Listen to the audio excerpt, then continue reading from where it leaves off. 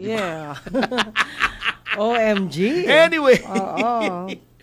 paano naman hindi ka matatawa sa mga ito? The presumptuousness. Hindi, I cannot wrap my head around the presumptuousness, the pride, the hubris of these people na sila ang dapat masunod. Opo. Kesa sa majority, kesa sa sinasabi ng Supreme Court. At anong basihan nila? Retiradong mga maestrado ng Supreme Court. Etong advice ko sa inyo, mga senador. Bumuo kayo ng bagong Korte Suprema, kunin nyo lahat ng mga retired na maestrado na kampi sa inyo bago magsesyon kayo mag-isa. Then gumawa kayo ng sarili nyong desisyon. Of course, walang kwentang desisyon yun. Retirado silang lahat eh. O, di ba? Retiradong OMG, ano ba desisyon yan? din yun. Ay, nako. Talaga namang, Pinapabigat wag nyo nang ang problema. ipilit. Ha? Ang tawag dyan ng mga bata, muntanga. Muntanga. Muntanga. Ano yun? Mukhang... Muntanga. Muntanga kayo. Oh, pero attorney, maniwala okay. kayo, Okay, Dili. okay. Muntanga kayo. Oo. Sinabi na, wala ba kayong kagalang-galang? Itong Kalungkot mga ito, naman. kengkoy eh. Ha? Kita mo ha, etong si Monson, matatawa ka. Noong sinasabi, may usapan na i-dismiss ng impeachment court yung mga charges. Hindi pa naman i-dismiss. Sinasabi lang na maaring may motion to dismiss at maaring entertainin ng impeachment court. Okay. Sabi nitong si Monsod, para lang makalusot. Alam nyo, anyway, hindi ko masisisi itong si Christian Monsod eh. Ay, yung Kung asawa, aburido, lalaki. eh. Oo. Yung Christian. Opo. Kasi kung ganun ang itsura ng asawa mo, si Winnie, talagang maaburido ka at kung ano-anong masasabi mo eh. Hala. Anyway, Ay, anyway, yeah.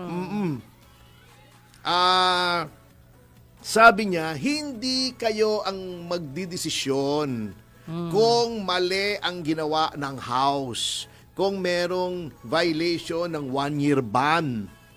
Hindi kayo magdi-decide, impeachment court.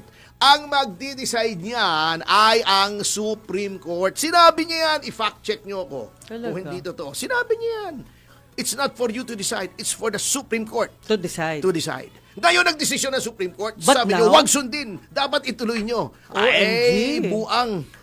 Inyawa, inabuang na. Ay, giatay ko Oo, dasay. ay, nako. Oo. Tinuod. Tinuod, Tinuod Ginoo. dahil, nako. Hindi.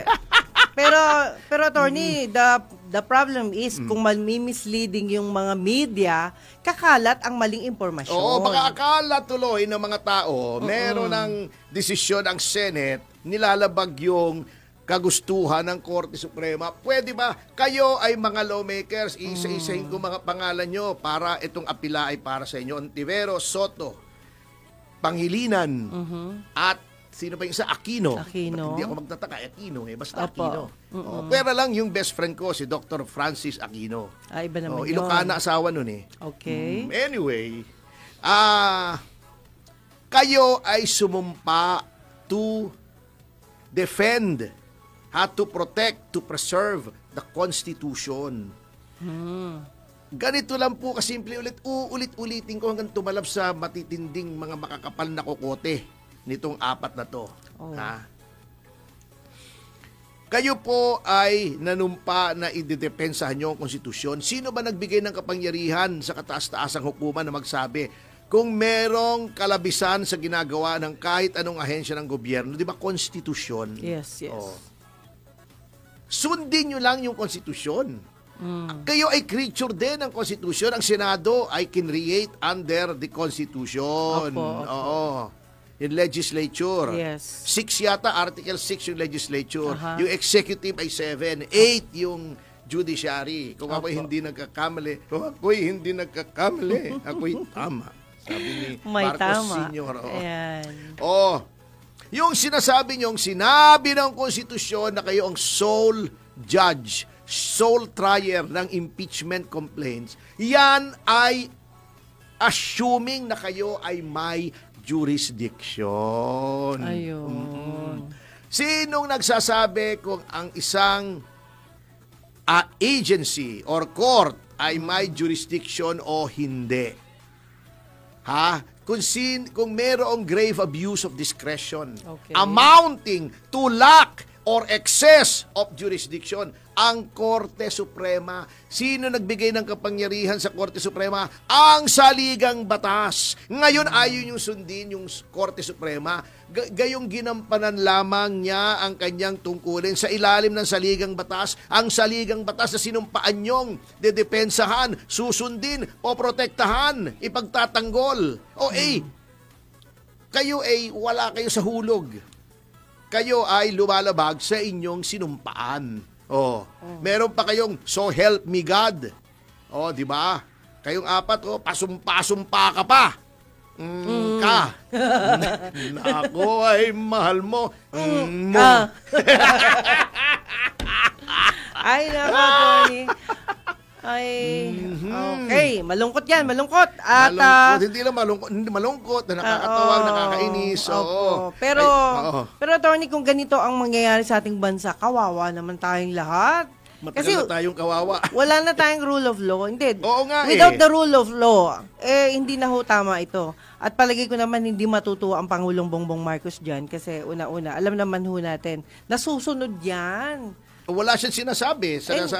Sinabi naman niya, respect. Respect sabi respect. niya. Pero hanggang bunganga lang. Hindi, malay nyo. Nagpapaano niya, lang respect yan. the rule. Respect the Supreme Court. Gaganon siya. Gaganon. Well. Pero attorney, good news naman tayo. Pwede? So, konti lang. Walang good news Wala ba? Meron. Ay, meron. Sa ibang bansa. Hogan Day pala ngayon sa Florida. Wow, yan. Yan. Hindi, attorney, natuwa lang ako. Kasi may napanood ako sa isang, mula sa ibang bansa, no? Na meron palang sistema na para hindi maipon ng tubig, yung hindi siya semento, pero matigas siya, lupa lang na ang hindi simento, pero matigas. Hindi. Pagbubuka ng mga congressmen na kontratista. Yun. Hindi po. Ibig sabihin, lupa yung pero matigas. Lupa yung ginamit nila. Ngayon, pwede palang mag-subside yung tubig na kapag doon daw dadaan. Ang punto ko lang, ito yung bansang I think, bansa? Australia. Yan. Yung mga galing sistema. Ang gusto ko lang, bakit hindi mag-research yung ating mga kinauukulan para makita yung lahat ng problema natin na sabi na ho ng Pangulong Bongbong Marcos tulungan natin siya na yung i-relieve na, alis natin yung mga problema at solusyonan. Ang problema, nasabi talaga niya. Opo. Ang problema, ninanakaw yung flood control. Di ba, sinabi niya? Ay, hindi nga, babaguhin na nga At huhulihin, di ba, sabi niya, ikukulong ba yung mga yan? Pakita niya. Sana, niya. Sana para at least wala na umulit. Oo, tignan natin. Ayan. Siguro, bigyan natin 6 months kung sino huhulihin. Opo. Pag may nahuling congressman na nangungupit sa flood control at huwag niyong sabihin wala. Gagawin na nga, centralized na yung pera. Gagawin centralized naman talaga ang pera. Hindi po, ibig sabihin, hindi hawak lang, merong lokal na kung saan doon sila yung gagastos, parang gano'n. Hindi pwedeng gano'n? Ang GAH talagang national law yan. Okay. Ang mga infrastructure, iba-iba yan may local, Opo. merong national. Opo. Yung local, pwede rin magpagawa. Kaya nga, sa local government code, merong city street, may provincial, may national. Kanya-kanyang gawa yan. Yung sa loob ng city, yung mga maliliit na kalye, yung mga city roads yon, city streets. Ang nagpapagawa noon, yung LGU. Yung provincial, syempre provincial. National road yan, yung mga highway, etc. Yung mga flood control, national yan. Alam nyo kung bakit national yan. Kasi nga dapat yan, may master plan. Hindi pwede maglalagay ka ng flood control sa Navotas. Hindi alam ng Valenzuela. Kasi hindi naman pagdating sa boundary ng Valenzuela, tumitigil yung baha Nagpo-flow yan sa buong Metro Manila. At kung titingnan nyo yung lumang mapa ng Maynila, makikita nyo, napakarami yung tinatawag na estero. Hindi yung esterong mabaho Estero, estuary. In Spanish, estuary yun. Yun yung mga, di ba, ang cycle ng tubig ay from the mountains, so from the higher areas, because water seeks its own level. Yes. Hindi pwedeng lumulutang ang tubig. Opo. Pag bumagsak ang tubig, ang terrain naman ng Metro Manila ay hindi pantay Merong bundok, di ba? Doon sa may bandang Marikina, Antipolo, may mga bundok doon. Sa Cavite, may bundok din. integral part yan, isang integral at terrain yan eh. Ang tubig ay babagsak. Yan. Ang pagbagsak niyan, may estuary yan, Opo. may lakes, di ba? May river. Yung river, ang main, yung Pasig River. Yeah. Di ba? Babagsak yan ng tubig, tabang yan. Yes, Kasi yes. galing yan sa mga bundok at saka yung mga higher areas. Opo. Tubig ulan yan eh. Yan ay papunta sa dagat. Di ba? Kaya kami kantang Lonely rivers flow to the sea, to the sea. Yung mga estuary, yung mga estero, mas maliliit na mga rivers yan. Ayun. Oo. Papunta rin yan sa dagat. May mga ibon dyan. Yung mga dulo-dulo niyan bago bumagsak sa dagat. Opo. Bago pumasok sa dagat, mayroong ibon, may mga yung maraming tinik, ano yun? Yung halaman na maraming tinik. Oo. Ha? Hindi. Makahiya, hindi. Makahiya naman. Iba yun. Yung ginagawa. Late naman nun. Yun yung sa estuary. Nakalimutan ko yung matinik. Opo. Oo, anyway, Wala sa amin natin nun yun. eh. Meron yun sa lahat ng estuary. Dati Wala marami nun sa dito Bulacan. sa Maynila. Meron nun sa Bulacan. Lahat ng estuary. hindi Meron sa lang Cavite. alam. Marami yun. Yeah. Ang tawag sa Cavite nun, aroma. Aroma yung maraming tinik. Oo, yan. Anyway, pagdating noon, yung kung saan nagmi-meet yung estuary at saka yung dagat, ang tawag doon brackish. Brackish water. Brackish water. Kalahating alat, kalahating tabang. Opo. Then, pupunta sa dagat. Ayun. Yan. Yung mga estuary na yan, minsan tumatawid dyan across borders ng LGU. Opo. Oo.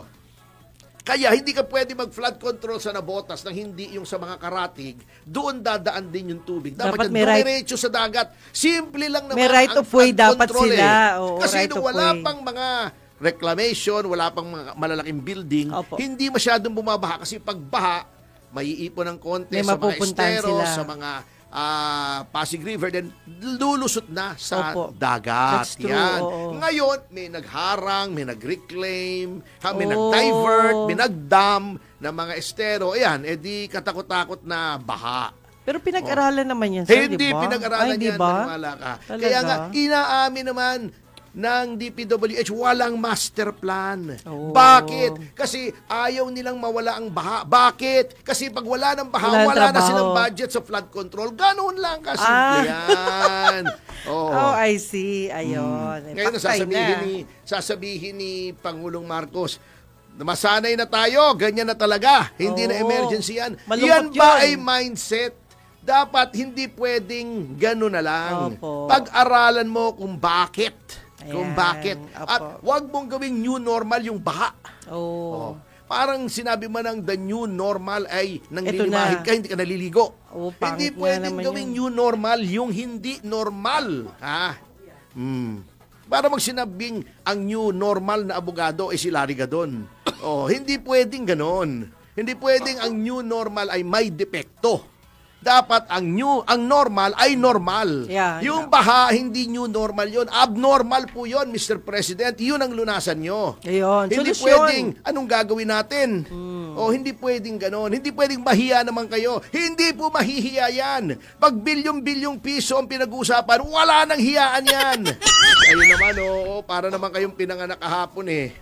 Kung sino mang nag-advise sa inyo na sabihin new normal yan, malakas ang yan. tama nun. Bagag Malungkot yung yan. nag-advise sa inyo nun. Pera lang yan. Oo, yun ang Ay, masakit. nako. Hindi pwedeng yan ang new normal. Opo, totoo yun. So, yun ang istorya. Yung New- sinasabi nyo magsasubside, siyempre, pagka walang simento yan, pagka yan ay pumupunta sa dagat, siyempre, bababa yan, huhupa yan. Yun, Ang yun problema, ang ano. may reclamation. Naglagay ng mall, pinatungan yung estero kasi sayang daw yung lupa. Ang dami niya sa Maynila noong panahon namin ni Mayor Lim, pinapatungan yung estero. Yung estero doon, yung kinakainan doon sa estero, di ba maraming kainan? Opo. Dati yun, hindi nangangamoy. Bakit? Laging nagpo-flow. Ayun. Pagka laging umaandar yung tubig, hindi naiipon, hindi naging stagnant, hindi nagbibreed ng bakterya, ng algae, ng amoeba, hindi nagbibreed yan, hindi babaho yan. Meron nga ako nakitang bonsai, ang galing nakaangat, meron siyang panibagong, parang temporary bridge. Sa Japan, di ba? Oh. Malipit sa Japan. May Di ba yung temporary drainage nila, may isda, Oh, may yun nga, goldfish.